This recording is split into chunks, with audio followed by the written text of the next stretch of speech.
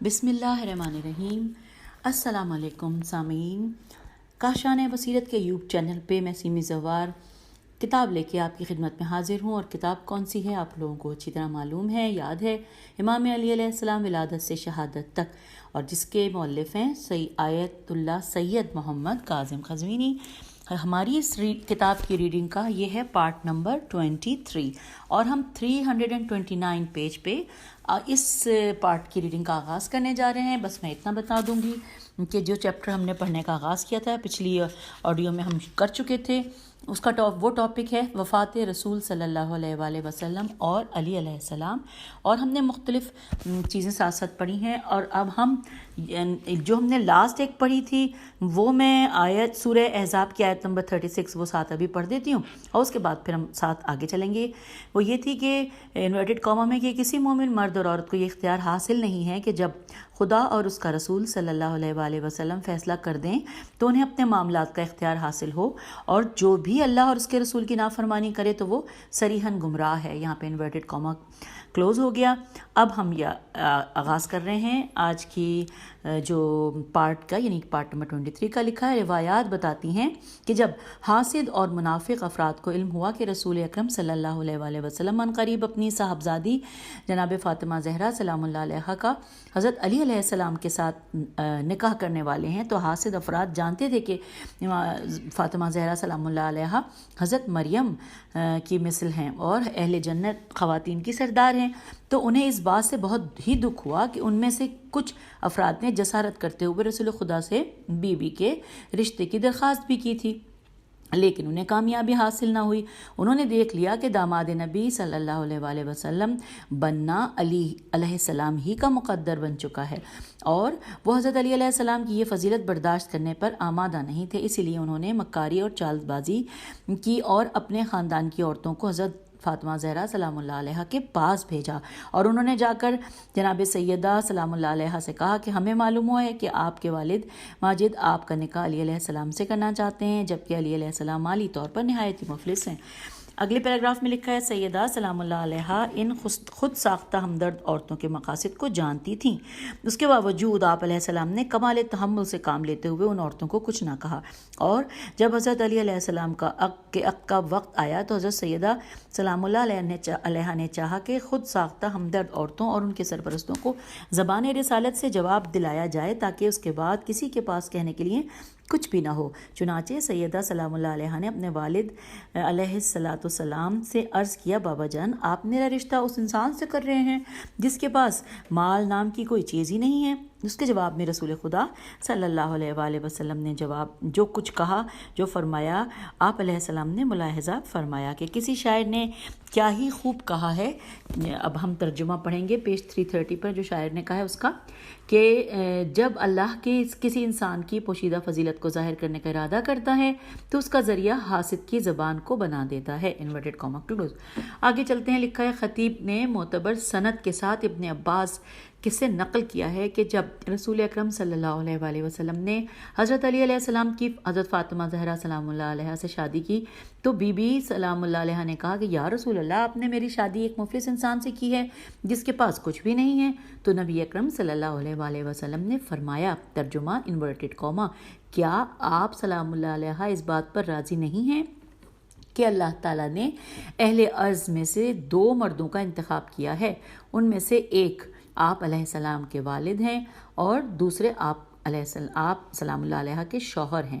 تو یہاں پر inverted comma close ہو گیا۔ پھر لکھا ہے، حاکم نے مستدرک کی جلد نمبر سوم صفحہ نمبر 129 پر لکھا ہے، ہم ترجمہ پڑھ رہے ہیں، انورٹڈ کاما، حضرت فاطمہ سلام اللہ علیہ نے عرض کیا، یا رسول اللہ آپ صلی اللہ علیہ وآلہ وسلم نے علی علیہ السلام سے میری شادی کی ہے جبکہ ان کے پاس تو مال نہیں ہے۔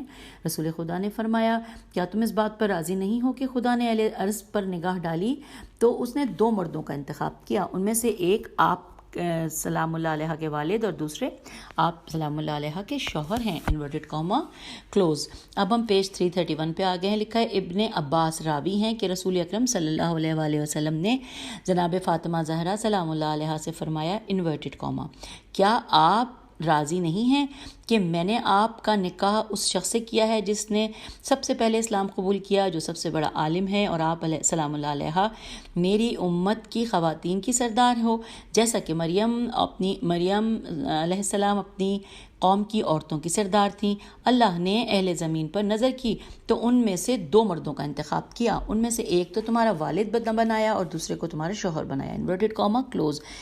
آگے لکھا ہے کہ جب بھی حضرت فاطمہ زہرا سلام اللہ علیہ پر تنگی ترشی آتی تو رسول خدا انہیں خدا کی یہ نعمت یاد دلاتے تھے کہ ان کا شوہر امت کا افضل ترین فرد ہے۔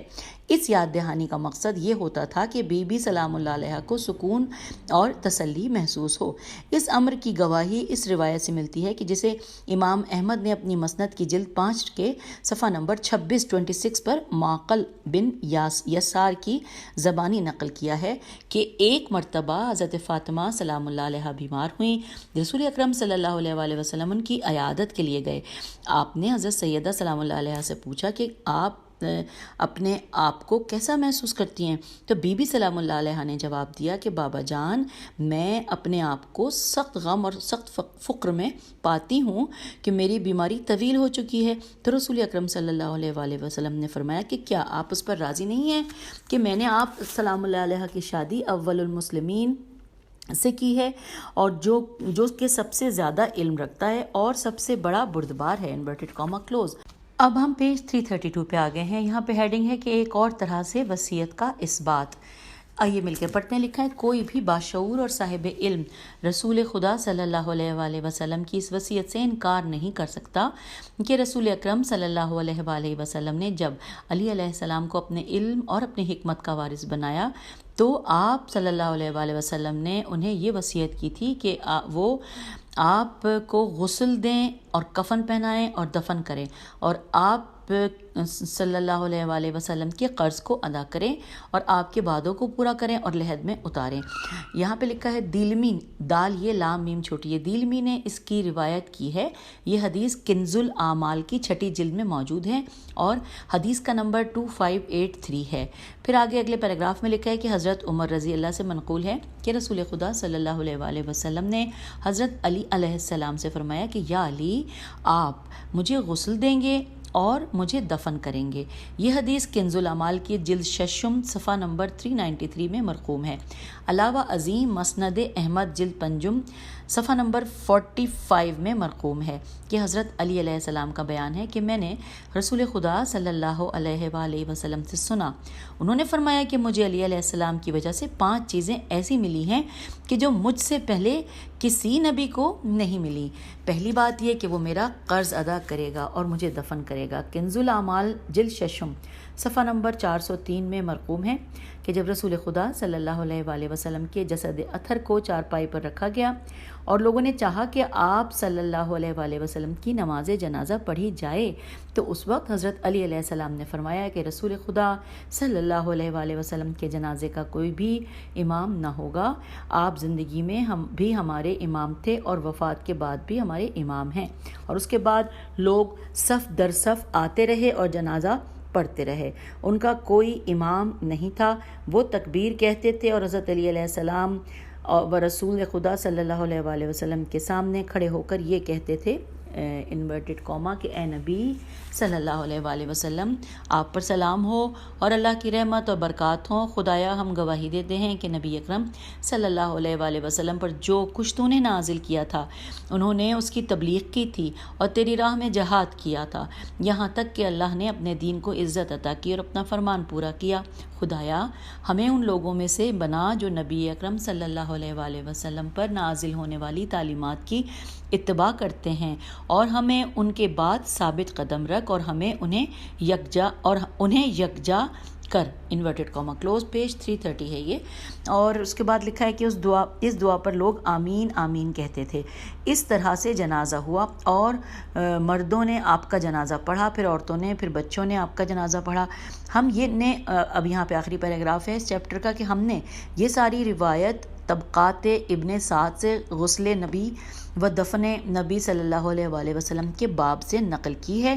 اس دن حبیب خدا صلی اللہ علیہ وسلم کے جنازے کے لیے سب سے پہلے بنی ہاشم آئے، پھر مہاجرین آئے، پھر انصار آئے اور پھر دوسرے لوگ آئے۔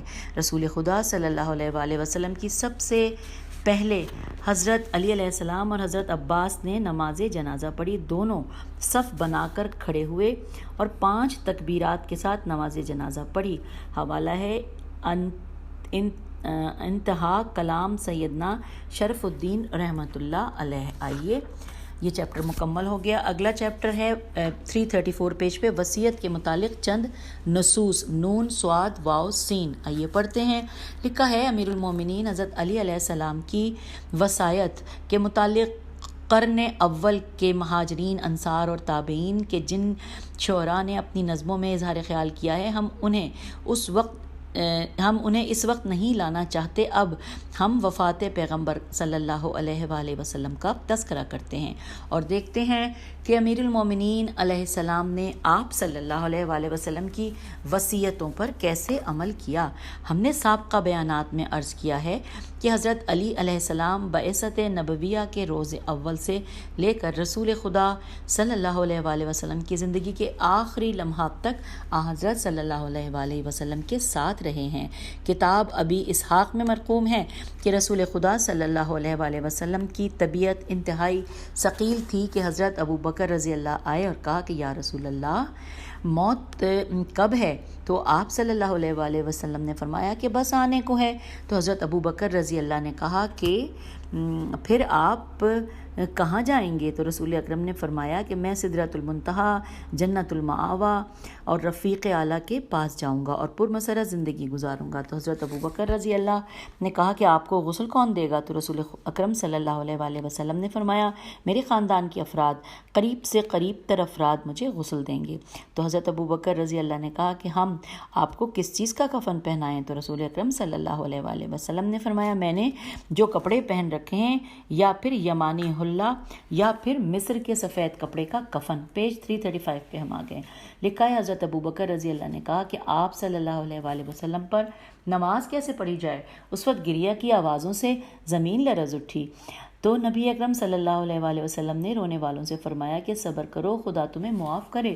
جب میرا غسل و کفن مکمل ہو جائے تو پھر اسی طرح گھر میں میری قبر کے کنارے چارپائی پر مجھے لٹا دینا۔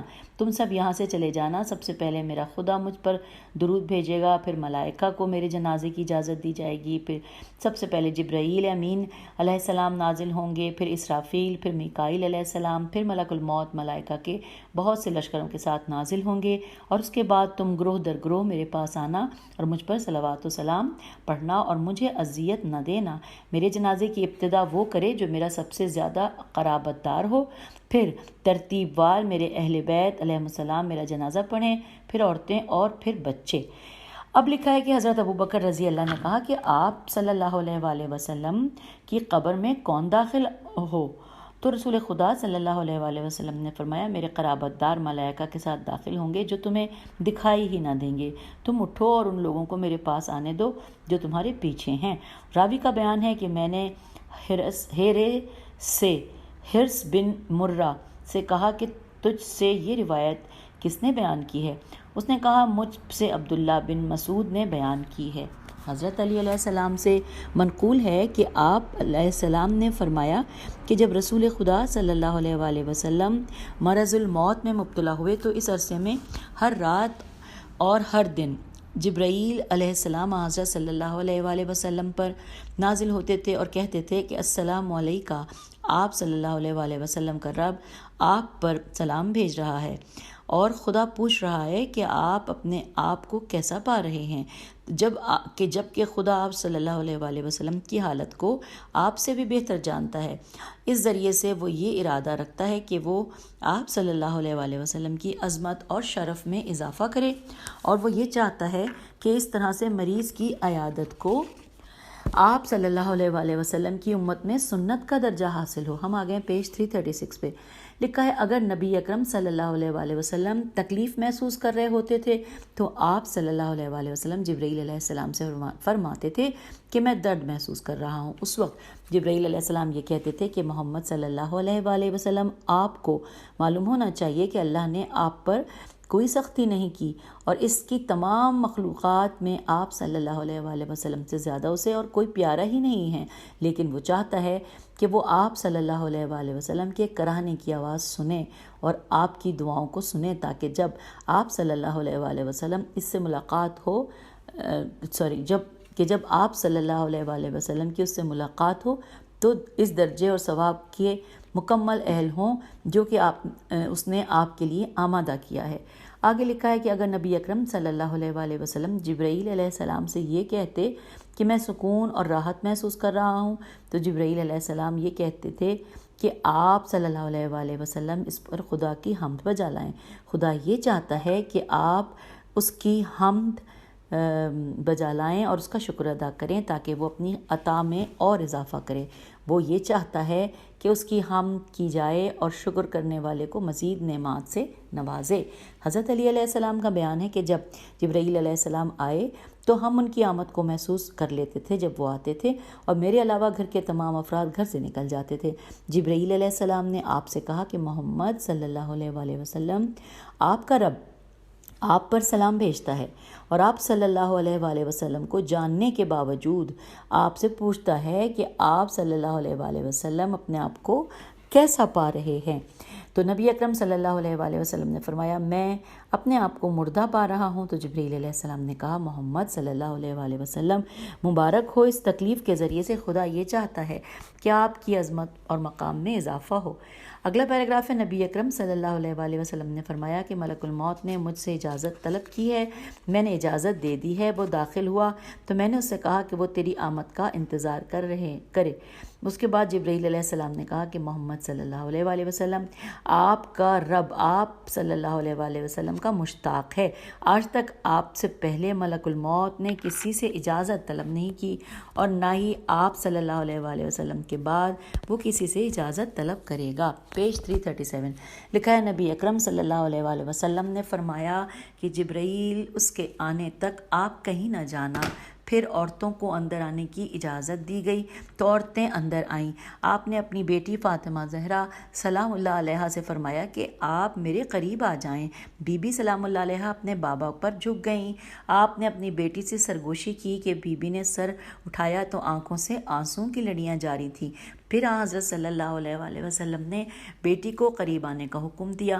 بی بی سلام اللہ علیہا اپنے بابا پر جھک گئیں۔ آپ نے بیٹی سے سرگوشی میں کچھ باتیں کہیں۔ اب کی بار حضرت سیدہ سلام اللہ علیہا نے سر اٹھایا تو آپ مسکرا رہی تھیں۔ ہمیں اس پر تعجب ہوا۔ ہم نے بی بی سے اس کی وجہ پوچھی تو انہوں نے بتایا کہ پہلی بار میرے والد محترم نے مجھے اپنی موت کی خبر دی تھی، اس لیے میں رونے لگی۔ دوسری بار میرے والد محترم نے فرمایا کہ بیٹی جزا فضا جیم زے عین اور فیض عین نہ کرو۔ میں نے خدا سے سوال کیا ہے کہ میرے اہل بیت علیہ السلام میں سے سب سے پہلے تم آ کر مجھ سے ملو۔ خدا نے میری یہ دعا سن لی ہے۔ جب رسول خدا صلی اللہ علیہ وآلہ وسلم نے مجھے میری جلد وفات کی خبر دی تو میں ہنسنے لگی، اور پھر خدا نے حسن و حسین علیہ السلام کو بلایا اور انہیں پیار کیا، ان کی خوشبو سونگھی۔ دونوں بھائی رو رہے تھے، رسول خدا نے ان کے آنسو پوچھے۔ اب اگلا پیراگراف ہے، کتاب علل الشرائع میں حضرت امام جعفر صادق علیہ السلام سے منقول ہے کہ آپ علیہ السلام نے اپنے آبائے طاہرین سے یہ روایت نقل کی ہے کہ جب رسول اکرم صلی اللہ علیہ وآلہ وسلم کی وفات کا وقت قریب آیا تو آپ صلی اللہ علیہ وآلہ وسلم نے اپنے چچا عباس بن عبد المطلب اور امیر المومنین علی علیہ السلام کو بلایا۔ پھر آپ نے عباس سے فرمایا، اے ام محمد، کیا آپ اس شرط پہ میری میراث حاصل کریں گے کہ آپ کو میرے قرض ادا کرنا ہوں گے اور میرے وعدے وفا کرنے ہوں گے؟ اب لکھا ہے آگے کہ عباس رضی اللہ نے عرض کیا کہ یا رسول اللہ، میں کثیر العیال اور بوڑھا شخص ہوں اور میں قلیل حال ہوں۔ آپ صلی اللہ علیہ وآلہ وسلم تو ہوا کا جود و سخاوت میں مقابلہ کرتے ہیں، لہٰذا میں یہ ذمہ داری نہیں نبھا سکتا۔ رسول خدا صلی اللہ علیہ وآلہ وسلم نے یہی پیشکش دوسری بار دہرائی تو عباس رضی اللہ نے وہی پہلے والا جواب دیا۔ ہم آگئے ہیں پیج 338 پر لکھا ہے کہ اس وقت رسول خدا نے صلی اللہ علیہ وآلہ وسلم نے فرمایا کہ میں اپنی میراث اس کے حوالے کروں گا جو اس کا حق ادا کرے گا۔ پھر رسول اکرم صلی اللہ علیہ وآلہ وسلم نے حضرت علی علیہ السلام سے فرمایا، اے علی، اے برادر محمد، کیا تو محمد صلی اللہ علیہ وآلہ وسلم کے وعدے کو پورا کرے گا اور کیا تو اس کا قرض ادا کرے کہ اس کی میراث حاصل کرے گا؟ تو حضرت علی علیہ السلام نے فرمایا، جی ہاں میرے ماں باپ آپ پر نثار، آپ پر قربان۔ نبی اکرم صلی اللہ علیہ وآلہ وسلم نے اپنی زندگی میں اپنی انگشتری اتاری اور فرمایا، آپ علیہ السلام اسے میری زندگی میں پہن لیں۔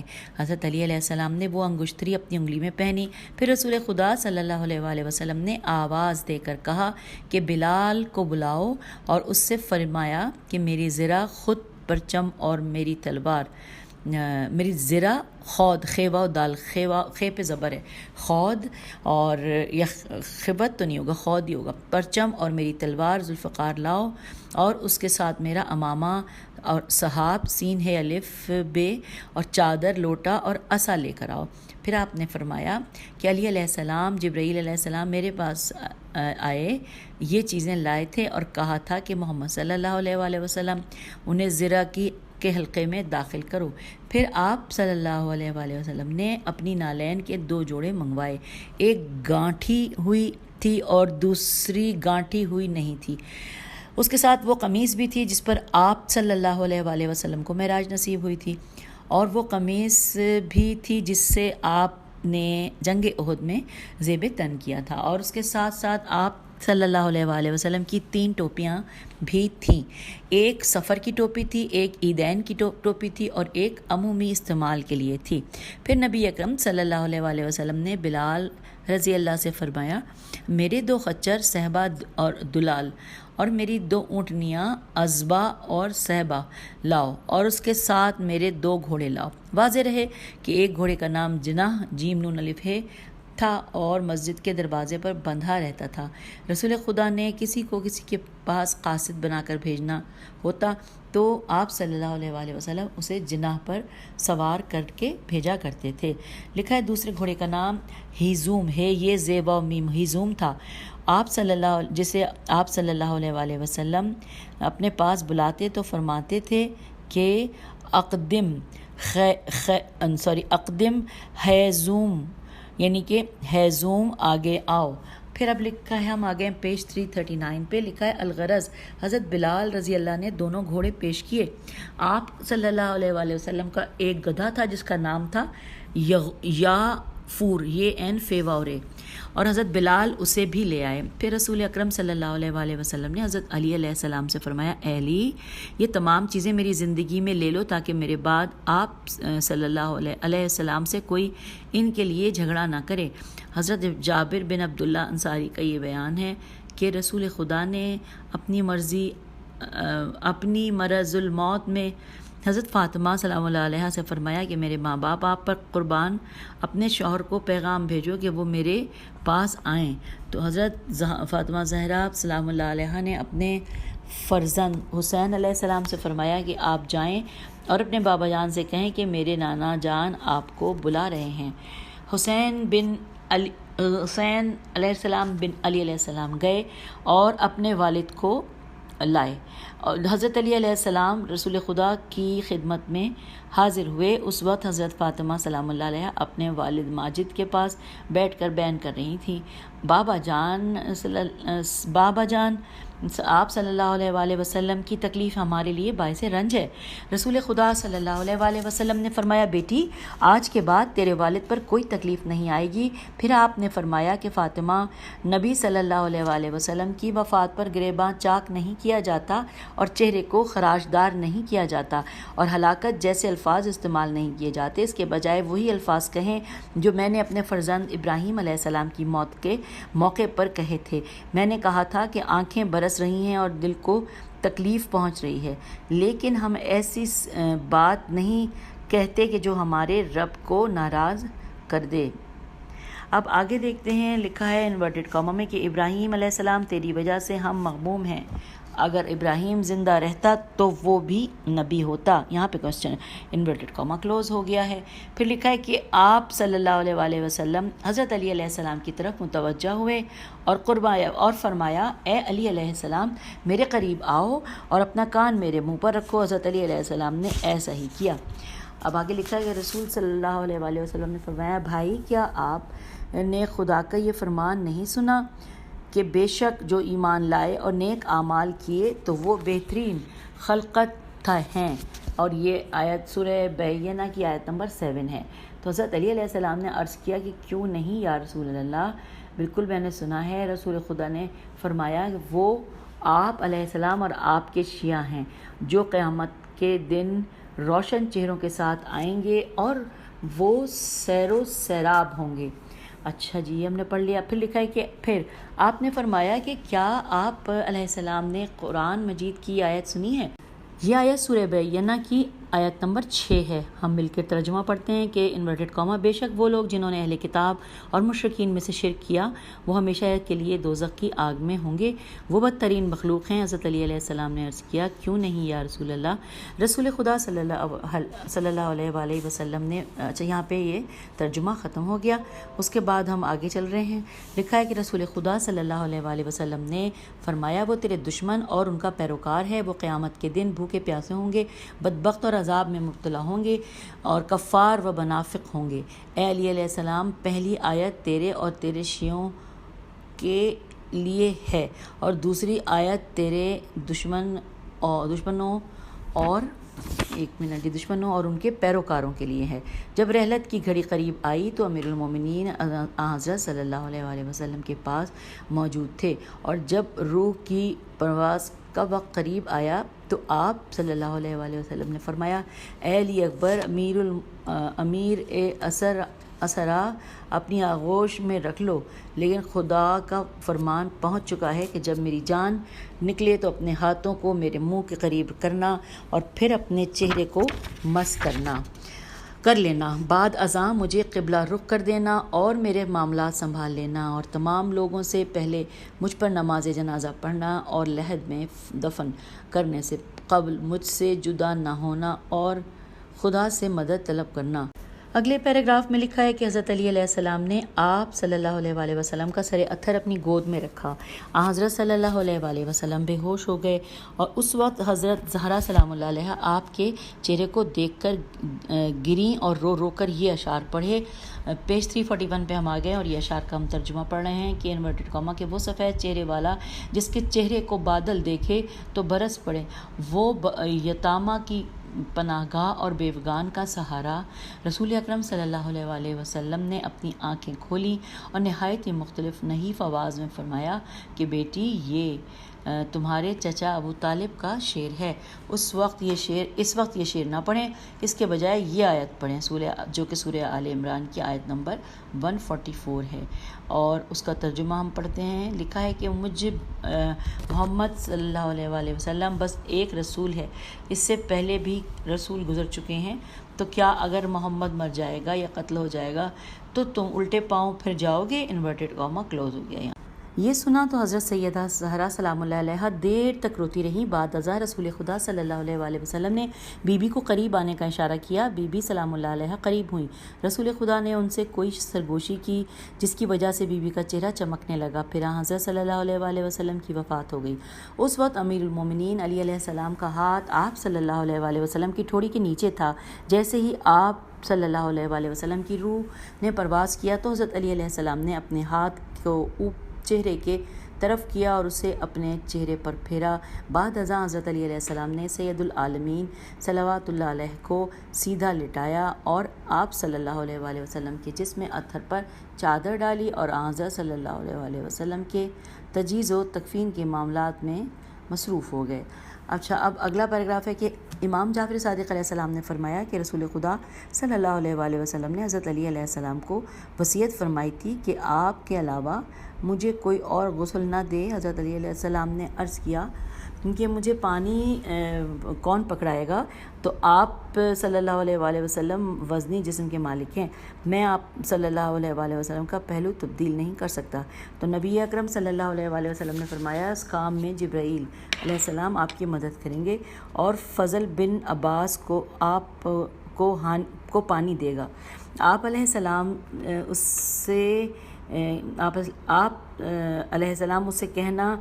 سے یہ کہنا کہ وہ میرے غسل کے وقت اپنی آنکھوں کو بند رکھے، کیونکہ آپ کے علاوہ کسی نے میری شرمگاہ پہ نظر ڈالی تو وہ اندھا ہو جائے گا۔ چنانچہ غسل کے وقت فضل پانی دیتے رہے اور جبرائیل علیہ السلام آپ کی مدد کرتے رہے اور حضرت علی غسل دیتے رہے۔ ہم یہ پیج 342 پر ہیں، لکھا ہے کہ جب غسل و کفن کا مرحلہ مکمل ہو گیا تو رسول خدا صلی اللہ علیہ وآلہ وسلم کے چچا عباس آئے اور حضرت علی علیہ السلام سے کہا لوگوں کی خواہش ہے کہ نبی اکرم صلی اللہ علیہ وآلہ وسلم کو بقیع میں دفن کیا جائے اور ایک شخص آپ کی نماز جنازہ کی امامت کرائے۔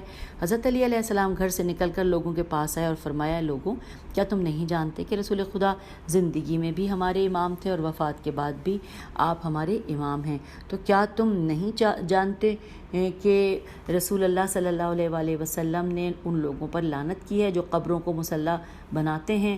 تو آگے لکھا ہے کہ اور ان لوگوں پر بھی لعنت کی ہے جو خدا کے ساتھ کسی اور کو مضبوط بنائیں، تو اور انہی سے آپ صلی اللہ علیہ وآلہ وسلم نے ان پر لعنت کی تھی اور انہوں نے آپ کے دندان مبارک شہید کیے تھے اور آپ صلی اللہ علیہ وآلہ وسلم کو مسوڑوں کو چیرا تھا۔ لوگوں نے کہا معاملہ آپ کے ہاتھ میں ہے، آپ جو چاہیں کریں۔ حضرت علی علیہ السلام نے فرمایا میں رسول خدا کو اسی جگہ دفن کروں گا جہاں ان کی وفات ہوئی ہے۔ پھر علی علیہ السلام دروازے پر کھڑے ہو گئے، آپ نے حضرت کی نماز جنازہ پڑھی، آپ نے لوگوں سے فرمایا کہ 10 افراد ٹولی بنا کر آئیں، حضرت پر نماز پڑھ کر باہر نکل جائیں۔ جب جناب امیر المومنین علی علیہ السلام نے رسول مقبول کو غسل دینے کا ارادہ کیا تو آپ نے فضل بن عباس کو بلایا اور ان سے فرمایا کہ آنکھوں پر پٹی باندھ لو اور مجھے پانی پکڑاتے رہو۔ حضرت علی علیہ السلام نے رسول خدا صلی اللہ علیہ وآلہ وسلم کی قمیص کو گریبان سے پھاڑا اور ناف تک لے گئے اور یوں آپ نے حضرت صلی اللہ علیہ وآلہ وسلم کو غسل دیا اور حنوط کیا اور کفن پہنایا، اور اس سارے کام میں فضل بن عباس آپ کی مدد کرتے رہے۔ جب آپ علیہ السلام ان امور سے فارغ ہوئے تو آپ اکیلے کھڑے ہوئے اور تنہا آپ صلی اللہ علیہ وآلہ وسلم کی نماز جنازہ پڑھی۔ نماز جنازہ میں آپ کے ساتھ کوئی بھی شریک نہیں تھا اور اس وقت مسلمان مسجد میں تمام جمع تھے اور باہمی صلاح مشورے کر رہے تھے کہ حضرت صلی اللہ علیہ وآلہ وسلم کی نماز جنازہ کی امامت کون کرائے گا اور آپ کو کہاں دفن کیا جائے گا۔ حضرت علی علیہ السلام لوگوں کے پاس آئے اور فرمایا کہ رسول خدا اپنی زندگی میں بھی امام سے وزارت کے بعد بھی آپ صلی اللہ علیہ وآلہ وسلم ہی ہمارے امام ہیں، تم میں سے لوگ گروہوں کی شکل میں جائیں اور امام کے بغیر نماز جنازہ پڑھیں اور باہر آ جائیں۔ خدا جس جگہ پر نبی کی روح قبض کرتا ہے اسی جگہ کو اس کی قبر کے لیے پسند کرتا ہے۔ میں رسول خدا کو اسی جگہ دفن کر دوں گا جہاں آپ صلی اللہ علیہ وآلہ وسلم کی وفات ہوئی ہے۔ تمام لوگوں نے حضرت عباس کی باتوں سے اتفاق کیا۔ جب مسلمان جنازہ پڑھ چکے تو عباس رضی اللہ نے ایک شخص کو ابو عبیدہ بن جراح کو بلانے کے لیے بھیجا۔ وہ اہل مکہ کے لیے قبریں کھودا کرتے تھے اور گڑھے نما قبر بناتے تھے۔ مکے میں اسی طرح کی قبر کا رواج پایا جاتا تھا۔ اس کے ساتھ انہوں نے ایک اور شخص کو زید بن سہل کے پاس بھیجا۔ وہ اہل مدینہ کے لیے قبریں کھودا کرتے تھے اور وہ قبر میں لحد بناتے تھے۔ پھر انہوں نے دعا مانگی، پروردگار تجھے اپنے حبیب کے لیے جیسی قبر پسند ہو اس طرح کی قبر کھودنے والے کو یہاں لے آ۔ ابو طلحہ انصاری پہلے آئے، اس سے کہا گیا کہ تم رسول خدا کی قبر کھودو۔ اس نے لحد والی قبر تیار کی۔ پھر علی علیہ السلام، عباس بن عبد المطلب، فضل بن عباس اور اسامہ بن زید رسول خدا کو دفن کرنے کے لیے آگے بڑھے۔